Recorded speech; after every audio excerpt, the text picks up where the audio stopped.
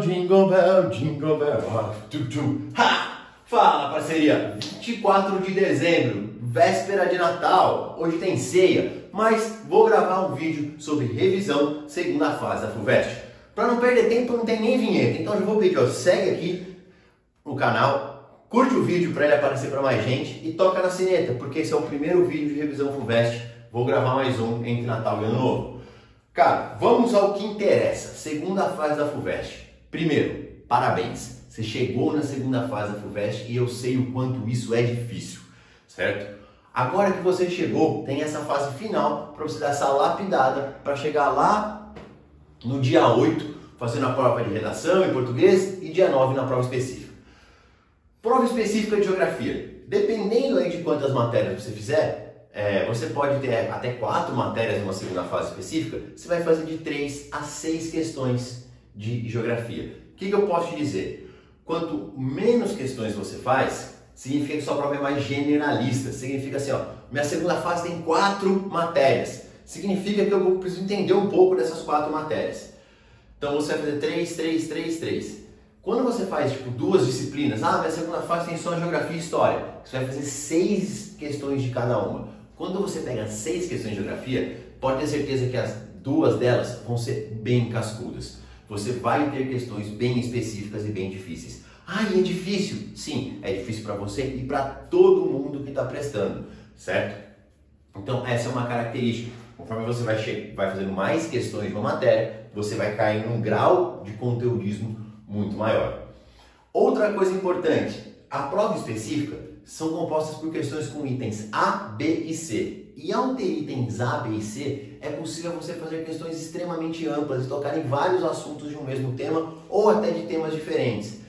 Tem uma questão, talvez você se lembre, que ela é a capa daquele seriado Chernobyl da HBO, e ele vai falar tanto da questão de energia nuclear, Chernobyl era uma usina nuclear, quanto ele vai falar de Guerra Fria, porque é quando ela foi com o período em que ocorreu o acidente. Então ele consegue tocar em temas que aparentemente não são conexos, ele consegue fazer as conexões. Questões abertas com A, B e C dá uma gama muito grande de possibilidades, certo? Escolhi 2 temas para essa primeira revisão. Vocês sabem que eu estudo as provas, dou sempre uma olhada, e nos últimos 3 anos caiu questões sobre fontes de energia. Então não vai cair no 4º ano? Ou se mantém uma tendência e continua caindo? Vamos lá, por isso eu escolhi falar de fontes de energia para você. Então vamos começar direto no conteúdo. Pensar que existem fontes renováveis, são aquelas que em curto período de tempo você consegue repor com o homem ou com a própria natureza. E tem as não renováveis, que são aquelas que dependem do período geológico. Primeira fonte de energia que não tem como fugir é o petróleo. Galera, o que você tem que saber sobre petróleo? Primeiro, que é um combustível fóssil de origem marinha, então todo lugar que tem petróleo foi mar ou é mar, e que o seu preço, desde a década de 60, é controlado por um pequeno grupo de países. Como o Oriente Médio e o Norte da África, principalmente o Oriente Médio, tem as maiores reservas de petróleo do mundo, esses países criaram a OPEP, a Organização dos Países Exportadores de Petróleo. Ela é um cartel, ou a gente fala até de OPEP+, porque chamou a Rússia e outros países, que controlam a produção, consequentemente o preço do petróleo. Então, isso é algo extremamente importante. O preço do petróleo varia de acordo com o bom humor da OPEP. O petróleo, sendo a principal fonte energética do mundo, ele é um fator. Todas as fontes energéticas aplicam inflação, porque elas encarecem todo o resto do processo, mas como o petróleo é muito usado na questão de transporte, ele tem uma ligação muito forte com processos inflacionários. Sempre que a gasolina no Brasil sobe, que o diesel sobe, você vai ver que todos os outros preços sobem em cadeia. Então você tem que estar ligado à importância desse setor no restante da economia, nas suas aplicações econômicas. A FUVEST pode querer falar que nós passamos por um ano onde você tem uma questão inflacionária muito grande, mundialmente falando, e que os preços dos combustíveis estão ligados a isso. E aí ele pode querer que você remeta a guerra da Rússia, as ações da OPEP, e aí ela vai trabalhar. Então você tem que estar ligado nisso. Trazendo para o Brasil. O Brasil é um grande produtor de petróleo. A Petrobras bateu recorde aí de pagamento de dividendos, essas paradas tudo. Porém, o Brasil é fraco em refino de petróleo. nós exportamos petróleo bruto e compramos petróleo refinado. Petróleo vai estar na pauta entre os principais produtos de exportação brasileiro e nos principais produtos de importação brasileiro, graças a isso. Temos o pré-sal, que é a nossa grandíssima reserva, com muito petróleo, mas mesmo assim dependemos dessa importação do petróleo mais fino. Então tá aqui a principal fonte energética do mundo. Indo para o carvão mineral, a segunda. Sempre que você pensar em carvão mineral, vamos lembrar que ele foi muito forte no início da Revolução Industrial. Você lembra disso, tanto nas aulas de História quanto nas aulas de Geografia, certo? Você falava lá da industrialização da Europa, nas regiões negras referentes às áreas carboníferas. Cara, ele é o segundo combustível ainda mais usado, cada vez menos existe uma luta ambiental muito grande para redução ou eliminação desse uso desse combustível.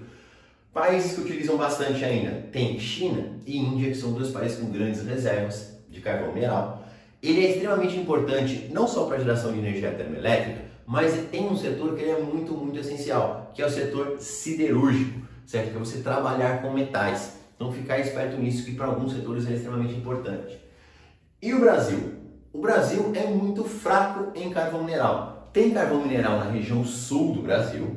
Mesmo assim, em geral, nosso carvão mineral é de baixa qualidade. O que significa baixa qualidade em carvão? Ele é um carvão de uma formação mais recente e, consequentemente, de menos carbono. Anota isso. Quanto mais antigo é o carvão, mais carbono ele tem, mais energia ele gera. Quanto mais recente é o carvão, menos carbono ele tem, menos energia ele gera.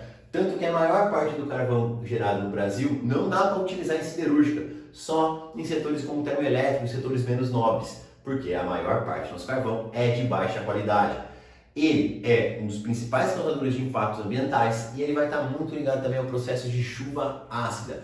Falou em chuva ácida, você vai falar sempre em enxofre no ar e a queima de carvão mineral emite muito enxofre. Importante, fonte energética no mundo até hoje. Gás natural, uma fonte energética também fóssil. Então, ó, aqui comecei pelos 3 combustíveis fósseis, que não são renováveis. Esse dos combustíveis fósseis é o menos poluente, é o mais barato e por isso o seu uso tem crescido constantemente. Esse crescimento do seu uso tem sido muito importante para a Europa. A Europa depende muito de gás da onde? Da Rússia. Ah, Ivareta, você tem alguma coisa falando sobre Rússia? Tenho. Eu tenho vou deixar aqui o card, um vídeo só. Como que pode aparecer Ucrânia nos vestibulares? Um dos melhores vídeos que eu gravei esse ano. Mas vamos lá. O gás natural, ele pode ser usado, primeiro, para geração de energia elétrica, extremamente importante, para uso doméstico, tanto aqui no Brasil, para aquecimento de água e tal, mas também na Europa para processo de calefação, esquentar as casas no inverno. Também pode ser utilizado em combustível de automóveis, que é o GNV, gás natural veicular, e alguns setores da indústria também utilizam. Lembrar sempre que a Rússia é um grande produtor, toda região que tem petróleo tende a ter gás natural, e ela tem vários gasodutos que levam isso para a Europa. 2 mais antigos passando pela Ucrânia e o Nord Stream, que vai chegar lá passando pelo norte, chegando na Europa. E ela tem essa redução de venda do gás natural para a Europa, e isso encarecendo o custo de energia na Europa. Se encarece o custo de energia, gera inflação. Então essas relações sempre são importantes. É considerado um combustível fóssil, ele poderia estar substituindo, por ser menos poluente, o uso de outras fontes energéticas mais poluentes. Mas com o baque que aconteceu na Europa, a própria Europa está voltando a reutilizar carvão e energia nuclear. Certinho? Vamos lá. Biomassa. Biomassa é energia feita de tudo que é vivo. Então, o biodiesel e os tipos diferentes de etanol que você vai ter. Tem o etanol do milho, aqui pra gente o etanol da cana. É uma fonte energética renovável, então basta eu plantar de novo. É uma fonte energética menos poluente, até porque tem algumas pessoas que gostam de falar de cadeia fechada. Durante o período, vou pegar o exemplo brasileiro da cana, tá? Durante o período que a cana está crescendo, ela está fazendo fotossíntese, ela está retirando o gás carbônico da atmosfera. E lá no final, quando for queimada, ela vai liberar gás carbônico. E isso faz com que na cadeia dela a emissão de poluentes seja muito menor. Vale lembrar que o Brasil optou na década de 70 pelo uso da cana. Nossa, Branca, por que ele fez isso? Por causa dos choques do petróleo na década de 70. De novo, se você quiser, procura aqui, tem um vídeo meu que é um dos mais vistos do ano, chamado Geopolítica do Petróleo. Bem legal esse vídeo também, certo? Voltando aqui, então biocombustível é renovável? É. Ele é menos poluente? É. Então ele é bom pra caramba? Sim, mas tem seus problemas.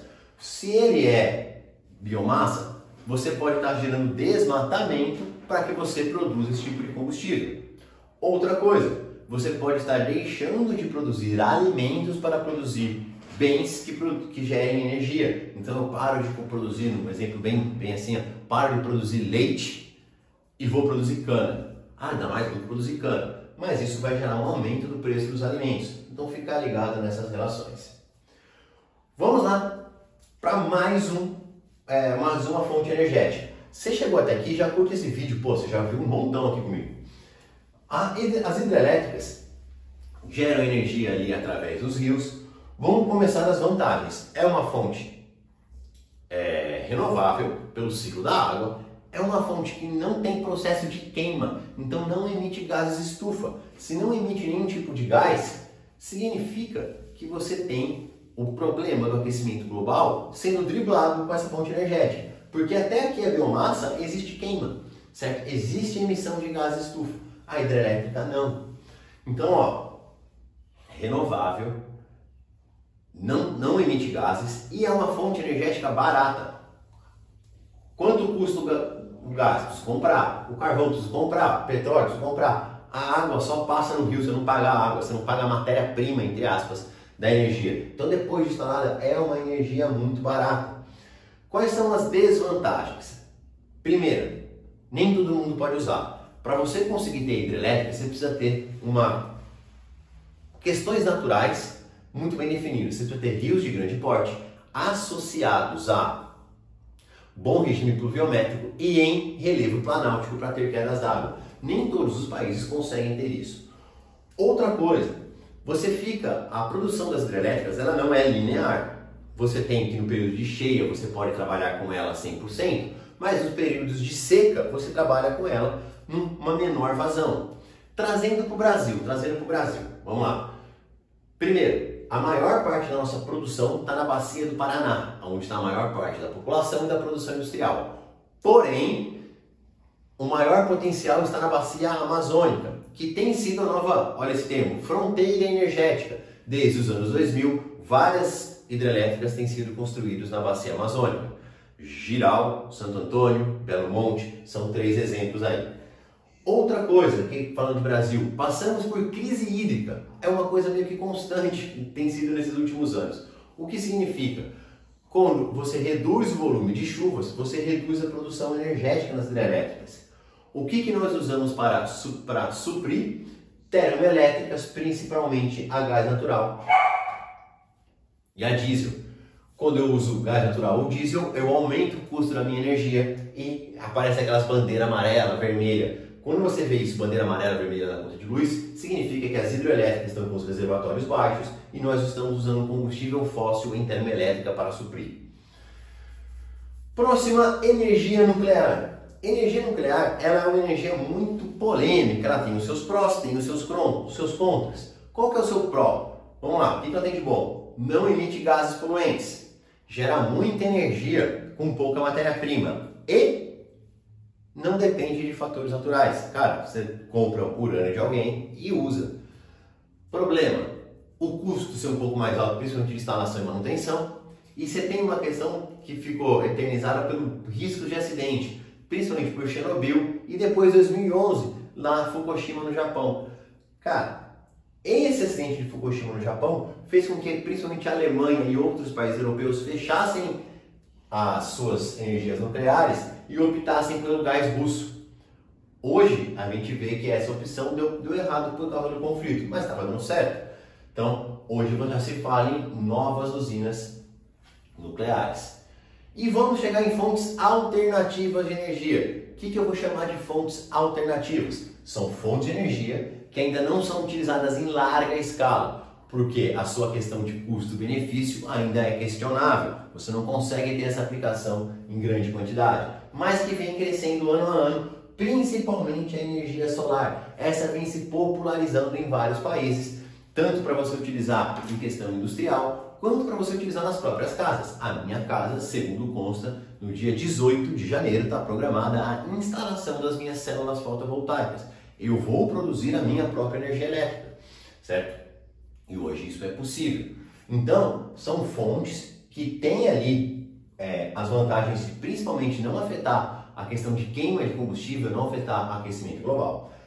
A eólica, aquelas pás gigantescas, também é uma opção desde que você tenha vento. E aqui você vai ser importante. Essas fontes alternativas dependem de algum quesito natural. Cara, se você estiver na zona temperada, quase na zona polar, a radiação solar não vai ser boa, talvez não seja uma boa opção. Mas se você estiver na zona intertropical, ótimo, até boa parte da zona temperada. A eólica depende de uma questão mínima de vento, então você tem sempre essas dependências. Qual que é o problema? Armazenamento dessas energias você vai depender de baterias, e descarte de bateria é um problema. Assim como quando você fala da eólica, você ainda tem a questão dos pássaros, certo? Você afetar ali trajeto de pássaros, então sempre buscar vantagens e desvantagens dessas energias. Certinho? Mas quem veio aqui falar oi? Fala oi para as pessoas. Invasão canina no meio do vídeo. Pessoal, matamos fonte de energia? Vou para outro lado, mas quem já me conhece tem um Momento Merchan. E o Momento Merchan é para falar da mega revisão de segunda fase da FUVEST. Cara, juntei um time de professores, são 8 professores, eu mais 7, que vamos fazer revisões de todas as matérias. Todas. Você pode escolher quais matérias você vai fazer, porque provavelmente você que faz geografia não faz física. Então a gente vai ter física, química, biologia, história, geografia, matemática, redação e literatura. Redação e literatura todo mundo faz, certo? Ocorrendo ali na semana da prova, entre 3 e 7. Cara, eu vou deixar um link aqui, esse link você cai direto no meu WhatsApp e eu te passo todas as informações. Cara, é R$15 por matéria. Quem já conhece os meus aulões, são aulões de 2 horas, 2 horas e meia, com teoria e resolução de exercícios, trabalhando tudo para você chegar, não só com o conteúdo em dia, mas uma coisa que os alunos falam, chegar confiante. Eu recebo muito feedback nessas revisões e falando, nossa Vareta, eu estava inseguro e eu consegui chegar muito mais seguro na prova. E você sabe que o seu psicológico no dia dessa prova vale muito.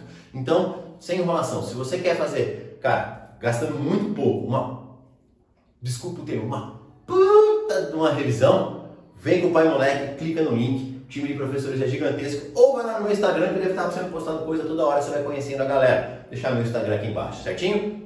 Beijo no coração e vamos para a segunda parte. Extrativismo mineral. Cara, funcionando nas provas, eu vi um tema que tem aparecido razoavelmente e quis trazer um pouco para falar aqui. Extrativismo mineral é uma atividade extremamente importante. Você não consegue imaginar o seu mundo sem ferro, sem bauxita, para fazer alumínio, para fazer aço. Então, vários e vários minérios são importantes para esse mundo urbano e industrial que a gente vive. Só que, e aqui eu vou focar mais em minerais metálicos, falamos aqui de combustível. Todo extrativismo mineral gera impacto ambiental. Ah, é tipo Brumadinho, Vareta. Não, lá é um acidente, lá aconteceu uma desgraça. Onde não aconteceu nada de errado, já tem um baita impacto ambiental. E esse impacto ambiental vai estar relacionado, primeiro, ao processo de desmatamento e aos processos erosivos e de assoreamento que acabam acontecendo próximo dessas áreas. Além disso, você ainda pode estar acontecendo a questão do garimpo, muitas vezes ilegal. E ó, pega essa, garimpo ilegal em terra indígena, assassinato do Bruno, do indianista, junto com o repórter, era inglês, se não me engano. Então, são temas que podem ser cobrados. Então, os impactos ambientais causados pela mineração, tanto de larga escala, por esse indústria extrativista, tanto pelo garimpo, principalmente esse garimpo invadindo terras indígenas. Olha a questão que ele pode montar. Ele pode juntar a questão dos impactos do garimpo com desmatamento na Amazônia, com questão de povos tradicionais. Cara, tem letra A, B e C. A FUVEST gosta dessa miscelânea, certo? Então já fica ligado. Vamos lá falar das principais áreas de extrativismo no Brasil. Começando pelo quadrilátero ferrífero.